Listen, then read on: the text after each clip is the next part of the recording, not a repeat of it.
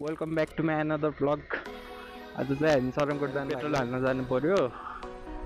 पेट्रोलै छैन, हालिया पेट्रोल हालिदिएर पेट्रोल हाल्यो। अब जानुपर्छ सरङकोटतिर।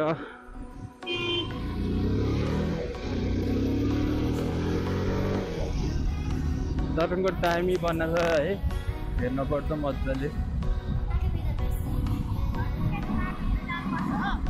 यसपालि अडियो नि राम्रो आउँछ होला है। इयरफोन लगायो के अरे अडियोले सब धोका दिँदै गरेको हुन्छ। अहिले बिन्दवासिनी मन्दिर आइपुग्यो है। यहाँबाट टक्कले फ्लेर Sarangkot Kaski way to Sarangkot heavy गाडी प्रवेश निषेध। है हामी लाग्यो माथितिर।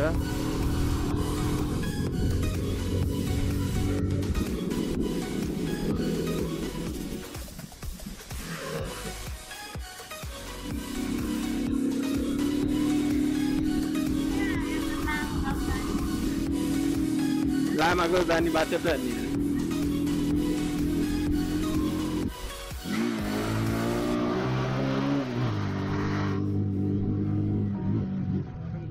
टाइमै बनाएको पाँचवटा के भन्छ अरे गणेशको 5वटा मुख भएको। ओभरटेक नहान्नुमै यहाँ त्यहाँ हुन्छ फेरि त्यस्तै भयो हौ। हान्नै साथीहरू ओभरटेक गरेको बाटोमा।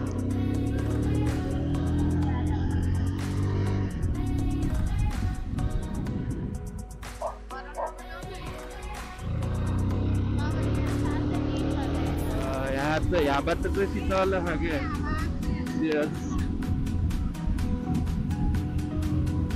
यहाँ घामै लाग्दैन अनि चिसो हुन्न पनि। शीतल आयो नि त। साथीहरू लाइक सब्सक्राइब सेयर गरौँ है सबैजनाले। गोप्रो नभएर झेउ भयो क्या सरले।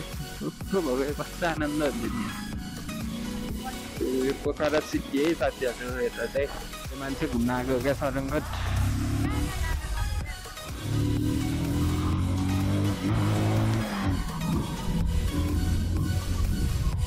बिस्तारै तल हेर्दा पछाडिको पछाडि नै बसिन्छ कि होइन साथीहरू। बिस्तारै त छिर्नु पऱ्यो नि।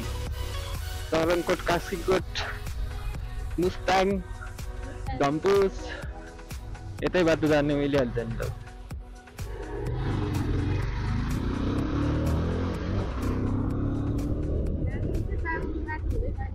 गान्जुक नि यतै बाटो जानु मिल्छ। बागलुङ भनेको धेरै टाढा हो गान्जुक अन्त।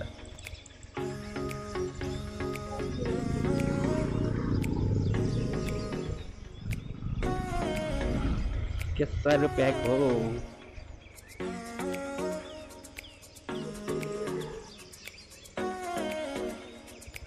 यो बाटो नबन्नु भयो कहिले पनि हो।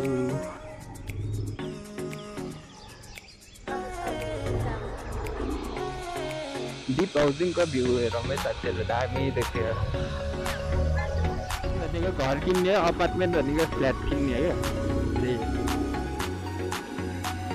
कोही हिमाल नि अलिअलि त देख्छ है। सरङकोट देख्यो है साथीहरू। प्याराग्लाइडिङ गर्दै जाने आउँछ बल्ल। यहाँबाट चाहिँ जाने मामाहरू बसिराखेको रहेछ बाटोमा। बाइक उठेको होइन, बाटो उठेको। आजै कास्कीकोट हाम्रो यात्रा चाहिँ यहाँ माथि चाहिँ नयाँ गाउँ उठे। यहाँ नि नयाँ गाउँ भन्छ यताको बाटो नि।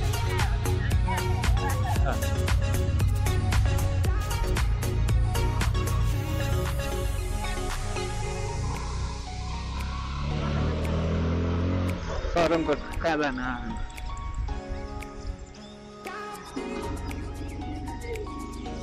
पहिला यहाँबाट प्याराग्लाइडिङ गर्थ्यो। अहिले बिल्डिङ बनाएर प्याराग्लाइडिङ गर्न छोडिदिएँ। टाइम है सरङकोट। यो बाटो त धेरै पछि छ नि, 10 वर्ष भयो त।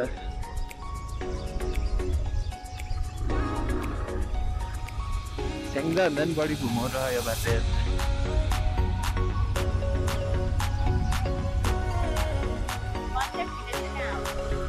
यतातिर कतै होला थाहा छैन मलाई एक छ त माथि जाँदा रहेछ त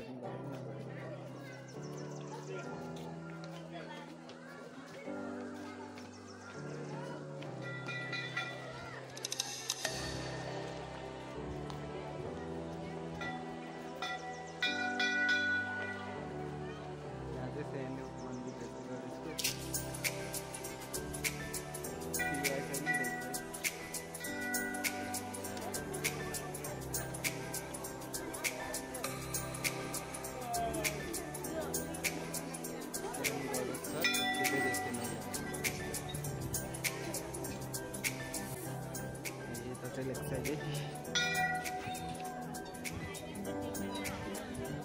कति धेरै मान्छे गए काम भयो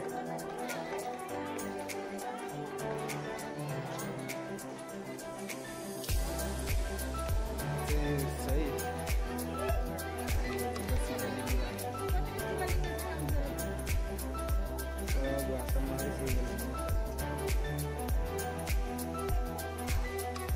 Shoot उल्टे है साथीहरु सबै इन्फर्ममा हामी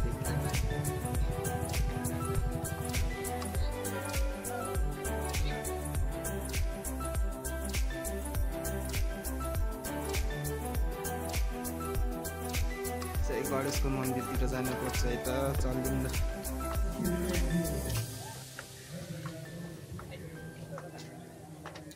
माथि डर लाग्नुपर्छ है अहिले बसियो तल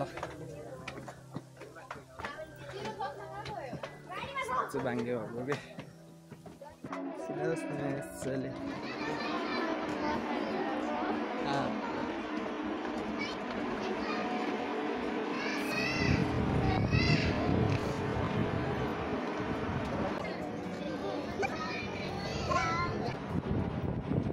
यता चाहिँ सर्वेन्टको टावर है